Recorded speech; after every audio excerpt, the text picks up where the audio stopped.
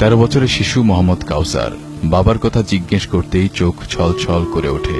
চোখের কোটরে ছলছল করে ওঠা জল বাঁধ ভাঙা নদীর মতো গড়িয়ে পড়ে চিবুক বেয়ে। কাউসার তার মতো আরো অনেক এতিম অসহায় শিশুর মতো থাকে কারওয়ান বাজারের আম্বরশাহ মাদ্রাসায়। ক্ষুদ্র ব্যবসায়ী বাবা বেঁচে থাকতে ভালোই চলছিল সংসার, কিন্তু হঠাৎ করে পিতৃবিয়োগে অভাব নেমে আসে সংসারে। একাকী মা সংসার চালাতে না পেরে ভর্তি করে দিয়ে যায় এই মাদ্রাসায়। তারপর থেকে এই মাদ্রাসাতেই তার থাকা খাওয়া, আর চোখে স্বপ্ন বড় আলেম হওয়া। শেষ করার পর কিতাবখানা যাব।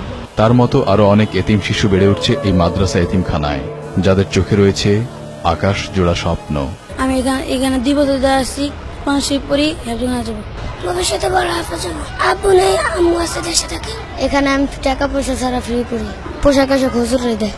এতিম অসহায় ছাত্রদের দায়িত্বে থাকা শিক্ষকরা জানালেন, এসব শিশুদের ভালো মানুষ হিসেবে গড়ে তুলতে দিনরাত পরিশ্রম করেন তারা। এখান থেকে হেফজ শেষ করে তারা কিতাব বিভাগে যায়, সেখানে যায় দাওরা হাদিস পাস করে এখান থেকে। আর মাদ্রাসা কমিটির সহ সভাপতি বলেন, বিত্তবানদের দেয়া অনুদানে ভরণ পোষণ করা হয় এতিম শিশুদের। এলাকার যারা আছে তারা বহন করে, আর কমিটির ভিতরে যারা আছে একটু বিত্তবান লোক আছে তারা দানের হাতও কিছু বাড়িয়ে দেয়।